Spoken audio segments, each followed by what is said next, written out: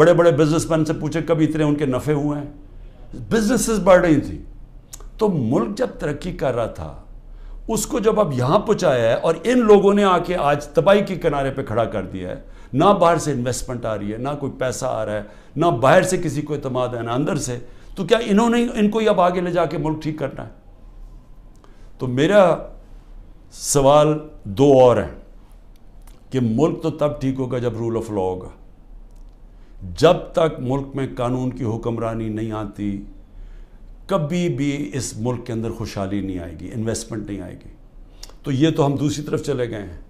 ہماری عدلیہ نے ایک بڑا ایک پہلے ہمیشہ اقتدار کے ساتھ چلتی تھی. ایک سجاد علی شاہ چیف جسٹس نے کوشش کی، ان کے اوپر پورا نواز شریف کا مافیا نے پورا ان کو ڈنڈوں سے اٹیک کر کے تو ان کو فارغ کر دیا پیسے چلا کے. اس کے بعد ہماری عدلیہ کبھی آزاد نہیں تھی، یعنی کوشش بھی نہیں کی.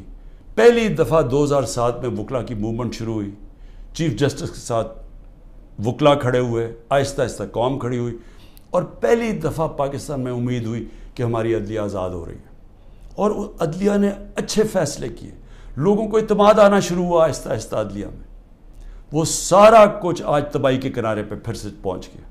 آج عدلیہ سہم گئی ہے، ان کو ڈرایا دھمکایا جا رہا ہے، ججز کو ٹیلی فونز کال جا رہی ہیں، ان کے اوپر ٹیپیں دکھائی جا رہی ہیں بلیک میل کے لیے، یا آپ کے ٹیپیں ہیں یا آپ کے اوپر یہ کوئی کیسز بنائے ہوئے ہیں. وہ گھبرائے سہمے ہوئے ہیں. جو ججز کا ہم نے حالات دیکھے ہیں وہ اس مشکل حالات میں بھی پوری کوشش کر رہے ہیں کہ قانون کے ساتھ چلیں، لیکن ان کے اوپر وہ پریشر ڈالا جا رہا ہے کہ وہ کام کریں جو کہ سارا وقت ہماری عدلیہ کرتی ہے، طاقتور کے ساتھ چلے جائیں.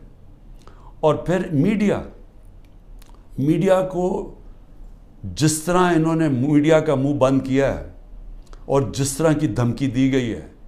اور میں آج یہ پوچھنا چاہتا ہوں وہ بڑے بڑے لوگ جو ہمارے دور پہ کہتے تھے کہ جی میڈیا کی آزادی کے اوپر ہم کوشش کر رہے ہیں وہ آزادی واپس لینے کے لیے، میں آج ان سے پوچھتا ہوں کہ آج وہ کدھر چلے گئے ہیں؟ آج کیوں نہیں آپ بول رہے؟ آج تو آپ کے اوپر وہ میڈیا کے اوپر کیا، یہ مارشل لاز کے اندر بھی نہیں ایسا تھا. مشرف کے مارشل لا میں بالکل اس طرح کی پابندیاں نہیں لگی تھی.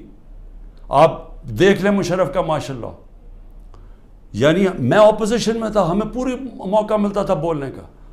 آج تو نام بھی نہیں عمران خان کا کوئی لے سکتا، تحریک انصاف کا کوئی نمائندہ بھی نہیں جا سکتا. تو کدھر کی میڈیا کی آزادی؟ اور جمہوریت تو ہوتی ہے، جمہوریت کے پلر کیا ہوتے ہیں؟ سب سے پہلے فنڈامنٹل رائٹس پروٹیکٹ کرتی ہیں عدالتیں. جو ہمارے شہریوں کے فنڈامنٹل رائٹ ہے پرامن احتجاج کرنے کا، وہ ختم ہو گیا.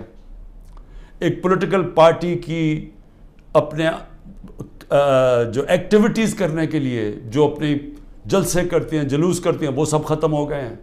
ایک پوری جو پارٹی 60 سے 70% پاکستان میں سب سے بڑی پارٹی ہے، اس کو بند کیا جا رہا ہے. اس کا مطلب جمہوریت ختم کی جا رہی ہے. عدالتوں کو دبایا جا رہا ہے. سپریم کورٹ کو تقسیم کیا ہوا ہے اور ان کو کمزور کیا گیا ہے. ان کے اوپر پریشر ڈالا ہوا ہے کہ وہ فیصلے نہ کریں، جمہوریت کے ساتھ نہ کھڑے ہوں. اور میڈیا کا وہ منہ بند کر دیا جو کہ پھر اس کے بغیر تو جمہوریت چلتی نہیں آزاد میڈیا کے. تو آزادی رائے بھی ختم ہو گئی ہے. تو اب رہ کیا گیا ہے؟ اب رہ گیا ہے یہ کہ یا ہم چپ کر کے یہ طاقت کی حکمرانی مان لیں اور اب جائیں اسی جو پہلے پاکستان پہلے جو ڈارک ایجز میں کہتا ہوں، جو ہمارے برے وقت تھے کہ جدھر ہم دنیا کے اندر ہمارا مذاق اڑتا تھا کہ جناب پاکستان میں تو ملٹری ڈکٹیٹرشپ، یہاں تو آزادی نہیں، جمہوریت. بار بار ہندوستان سارے فورمز پہ کہتا تھا کہ پاکستان میں جمہوریت ہی نہیں، ہم بات کس سے کریں. اور آج واپس اسی دور کی طرف جا رہے ہیں. یعنی جمہوریت کو جو تباہی کی طرف لے کے جا رہے ہیں، اس کا مطلب آزادی جا رہی ہے. حقیقی جمہوریت وہ ہوتی ہے، وہی حقیقی آزادی دیتی ہے، کیونکہ وہ آپ کے بنیادی حقوق کی حفاظت کرتی ہے، وہ انصاف دیتی ہے. طاقتور سے آپ کا نظام، آپ کا آئین آپ کو تحفظ دیتا ہے، لوگوں کو آزاد کر دیتا ہے. تو یہ تو پھر وہ واپس چلے گئے ہیں وہاں. یہاں تو کوئی آزادی نہیں ہے. اب یہاں تو ہر قسم کی آزادی پہ پابندی لگ گئی ہے. تو یہ آزادی کے اوپر پابندی نہیں لگی، یہ ملک کے فیوچر کے اوپر پابندی لگ گئی ہے. ملک اس دلدل میں سے نکلا گا کیسے؟ مجھے یہ بتائیں کہ اس ان کے پاس اب کیا فارمولا ہے؟ میں آپ کو بتاتا ہوں کیا فارمولا ہے۔ ایک ہی فارمولا ہے کہ پاکستان کے اندر رول آف لا قائم کریں۔ اس ملک کے اندر جب تک لوگوں کو، انویسٹرز کو، جو باہر سرمایہ کار ہیں، جو سب سے بڑی آپ کی طاقت اوورسیز پاکستانی ہیں، جب تک ان کو اعتماد نہیں ہوگا پاکستان کے جسٹس سسٹم پہ، انویسٹمنٹ نہیں آنے لگی اور سرمایہ کاری نہیں آئے گی، تو ہم تو ایسے کر کے بھیک مانگ کے کھڑے ہوں گے کہ جی کہیں سے کوئی ہمارا دوست ملک ہمیں پیسے ڈالرز دے دے۔ تو اصل تو ڈالرز آنے ہیں سرمایہ کاری سے، وہ تب آئیں گے جب ان کو اعتماد ہو پاکستان کے جسٹس سسٹم پہ۔ تو جب گورنمنٹ سپریم کورٹ اور آئین کے مطابق جو فیصلہ کرتا ہے کہ الیکشن ہونے ہیں 14 مئی کو، گورنمنٹ وہی نہیں مانتی، دھمکیاں دیتی ہے چیف جسٹس کو، اوپنلی کہتی ہے کہ ہم تمہارے فیصلے نہیں مانیں گے، تو اس ملک کے اندر کون اس ملک کے انصاف کے نظام کے اوپر اعتماد کرے گا؟ اور جو سرمایہ کار ہوتا ہے، جس نے محنت سے اپنا سرمایہ جمع کیا ہوتا ہے، وہ بہت گھبراتا ہے، بڑی جلدی گھبرا جاتا ہے۔ اس کو جب تک اعتماد نہیں ہوتا کہ میرا سرمایہ کو ایک ملک کا انصاف کا نظام تحفظ دے گا، میں جب بزنس کروں گا تو میرے پاس اگر فراڈ ہوا تو میرے پاس ایک جسٹس سسٹم ہے، وہ پروٹیکٹ کرے گا مجھے، وہ انویسٹمنٹ نہیں کرتا۔ الائن دبئی کے اندر، یو اے میں، ابھی مجھے وہاں سے ایک خبر آئی کہ پچھلے 8 مہینے کے اندر پاکستانیوں نے الائن میں اتنی انویسٹمنٹ کی ہے جو کہ انہوں نے 10 سال میں پاکستانیوں نے نہیں وہاں کی تھی۔ تو پاکستان کا تو سرمایہ باہر جا رہا ہے، باہر سے چھوڑیں کہ سرمایہ پاکستان آنا ہے۔